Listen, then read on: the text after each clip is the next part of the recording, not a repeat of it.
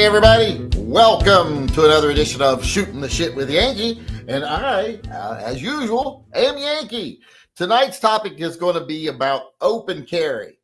Is open carry a deterrent to crime, or does it just put a target on your back if someone's going to commit a crime? Seems like a lot of people always are debating that question, and you know what?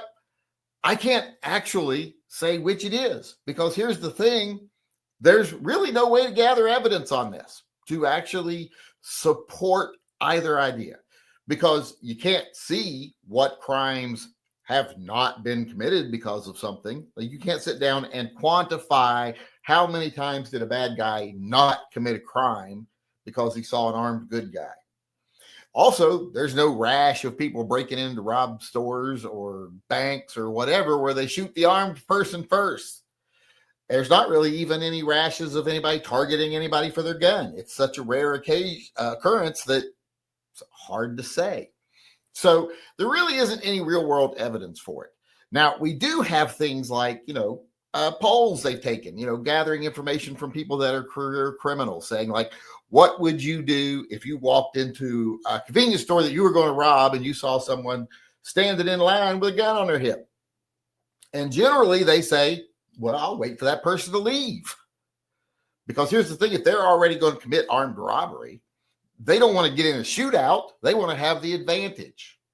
So my own personal opinion is I believe that open carry probably leans more towards being a deterrent than anything else.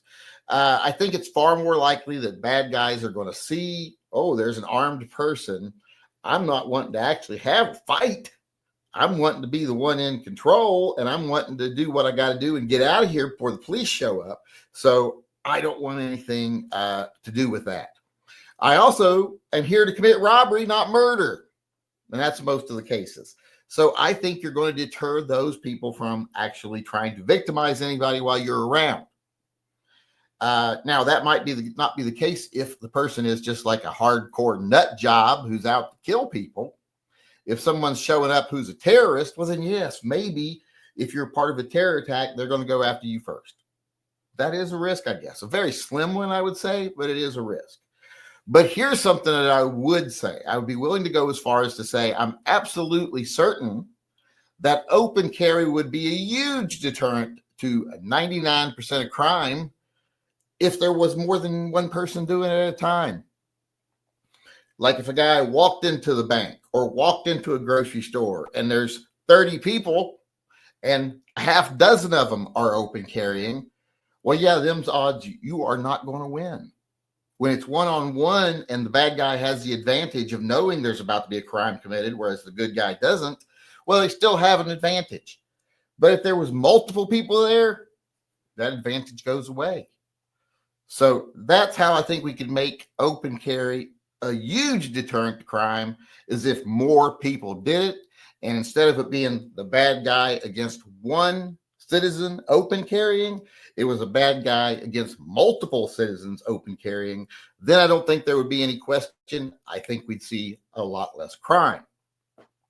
With that being said, I'm going to turn it over here to the audience, see if there's any comments coming in. We got a comment here from Edgar Cortez. And he said, most of the time, open carry is a deterrent to crime. I have heard of this from lawyers and cops.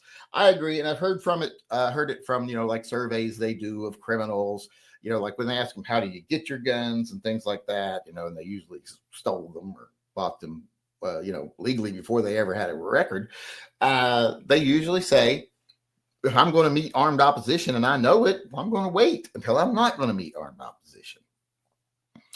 Ghost Shadow chimed in here and said, if I have to use my EDC, I prefer the bad guy to be very surprised. Well, that makes sense, but what if you could not have to use your EDC simply because you and possibly others were already carrying? And the bad guy said, these people aren't victims, and therefore I'm going to wait till some victims come along. So there's a lot to take into account there. John Mandrick says, likely to have to talk to cops who got called by some Scaredy Pants. As many times as I've open carried, and I do it a lot, never ever once had someone call the cops on me. And here's the thing. Most police dispatchers, under most circumstances, if you live in a state where people can open carry and do, they're not going to respond to that call. They're going to say, what are they doing? Why are you concerned? Are they behaving erratically? Are they threatening anyone? If yours is like, no, they're shopping for pillows at the Walmart, well, then they're not going to respond. And that person can actually get in trouble for calling 911 for no valid reason. So most people aren't going to do that. Some people have put forward that idea. People on the left have said, hey, every time you see someone with a gun, call police, make them have to deal with it, and they'll stop doing it. Well, that's a really bad idea, because all that's going to do is get you put in jail. And if you ever get somebody killed because the police and them get into a confrontation and it turns out they can say this person did it, you could go to jail for the rest of your life. So not very many people do that. So I've never actually seen it happen yet. It's never happened to me. Let's just say that. 545 by 39 said, it's dangerous if you have dark skin, may get shot. Well, that's another thing you have to take into account.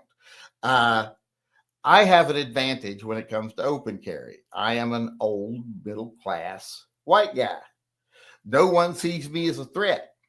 They don't see me as interesting, so they don't really notice. And they don't see me as a threat, so they don't get scared. So I do have an advantage. If I was a younger black male exercising my right to carry, yeah, I probably would meet more resistance from the law and the populace. And that right there is one of those systemic racist things that people say don't exist, but clearly do. You would be treated differently if you were a 25-year-old black man, in traditional rapper attire that is popular in their culture, their age group. You would be treated a lot differently by society and police if you were open carrying than if you were a 25-year-old white guy who's dressed nicely, looks like he's ready to go to church or whatever, or looks like he is out for a day on the town from the farm. You would get treated differently in most areas. So that is an issue people do have to consider. John Mandrick says, from a general robber, a deterrent. From some organized bank robbery, maybe a target. Well, I don't agree with that either, not even from an organized bank robbery, because one, the kind of bank robberies you see on TV where they've got everything like at 8:21, the guard will turn to his left. And at that time you will do, that kind of shit don't work. That's not real life. That's movies. And most bank robberies involve someone walking up to a window and saying, give me the money. I've got a gun. And you don't even see anything. The stuff you see on TV, that's pretty, that's based a lot on the old Bonnie and Clyde days. And even they didn't do it like that to the degree that you see on TV. And that was in a different time. So I don't really think there's really that many high scale bank robberies going on. And also, I think most of the time when they do an organized robbery like that, first thing they do is scout right before they actually do the robbery. They'll send somebody in, act like they're doing a deposit, maybe even do business or something, and then come out and go, okay, this is the state of affairs in the bank. And if they're like, hey, right now there's two guys in line, both of them got guns on their hip, let's wait a little while till they leave, I think would be more likely what would happen there. That was John Mandrick, by the way. And before that, the one that says is about the dark skin, that was 545 by 39. I don't know if I said that or not. Mr. Furley weighed in here with his opinion. Too many clips of open carriers getting into scuffles when bad guy sees their gun. I keep it concealed and try not to print. I would disagree. I don't think there's very many clips of that whatsoever. There's a couple of clips online of someone trying to steal somebody's gun. And that was the crime. They decided they wanted to steal the gun. So you might be able to say it might encourage like hardcore dumbasses to try to take your gun. If you've got any sense about you carry properly, etc., you probably get away with that not happening. But maybe, I guess, if you're in certain areas and you're not capable of physically defending yourself, well, then that might be more of an issue. But examples of people that are trying to commit crimes, targeting people that are carrying, or even just trying to get people's guns are so rare. So very rare that when there is a video, you'll see it 50 million times because it's all that a lot of people have to latch onto. Dale Rickety said, I never open carry. I feel safer that way. You feel safer not open carrying. And you know what I'm saying? I don't think there's, even if open carry is a deterrent, no one should be forced to open carry. Even if concealed carry is better, no one should be forced. I don't like being told how to carry or when to carry. And I don't like telling other people when to carry or how to carry. So I don't, it's like everybody, if we tomorrow said, like I said, if everybody open carried, there'd be a lot less crime. I agree with that 100%.